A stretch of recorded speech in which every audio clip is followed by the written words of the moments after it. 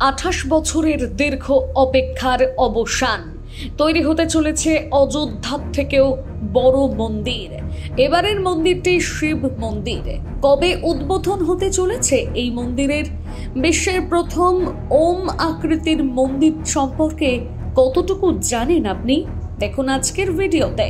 সাধারণত মন্দিরের আকৃতি যেমন হয়, এই মন্দিরের আকৃতি কিন্তু একেবারেই তেমনটি নয়।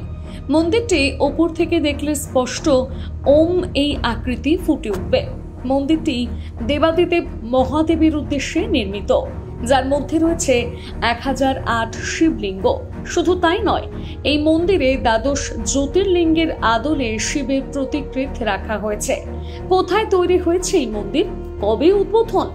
হিন্দু ধর্মে এমন অনেক মন্ত্র রয়েছে যেগুলোর নিয়মিত জপ করলে মানুষের জীবনের নানা প্রভাব দেখা যায়। তার মধ্যে ওম উচ্চারণ করা একটি অত্যন্ত কার্যকরী মন্ত্র। হিন্দু ধর্মে ওম ধ্বনিকে অত্যন্ত শক্তিশালী বলে মনে করা হয়। ওম ধ্বনিতে ছড়ায় অদ্ভুত এক প্রশান্তি। শাস্ত্রে ওম ধ্বনির মধ্যে রয়েছে আকার, উকার এবং মকার। এই ধ্বনিটি প্রাকৃতিক গুণাবলীকে প্রতিফলিত করে, যা সত, রজ এবং তম এই গুণের প্রতিনিধিত্ব করে। আর বিশ্বে প্রথমবার ওমের আদলে তৈরি হতে চলেছে মন্দির।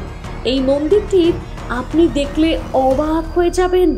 আকার একেবারে ওমের মতন। কোথায় তৈরি হচ্ছে এই মন্দির? ওমের আদলে এই মন্দিরটি তৈরি হয়েছে রাজস্থানের পালি জেলায়। সূত্রের খবর, এই মন্দির তৈরি করতে সময় লেগেছে 28 বছর।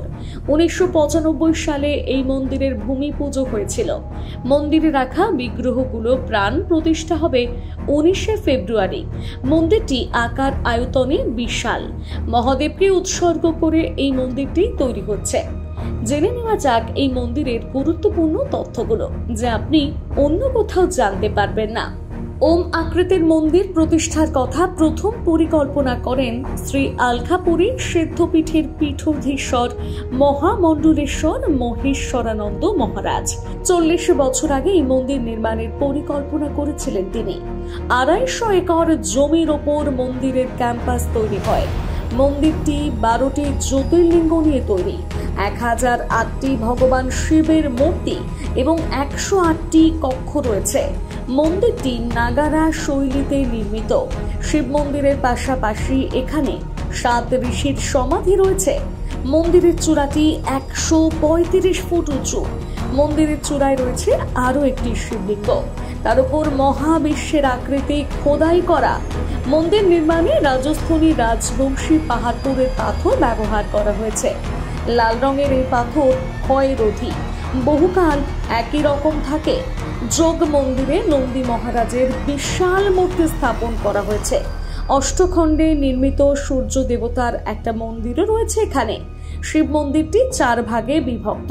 এর একটি অংশ ভূগর্ভস্থ এবং বাকি 3টি অংশ মাটির ওপরে নির্মিত।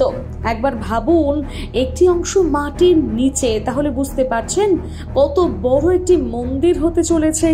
মন্দিরের মাঝখানে স্বামী মাধবানন্দের একটি সমাধিও রয়েছে। কেমন লাগলো আমাদের আজকের ভিডিও জানান।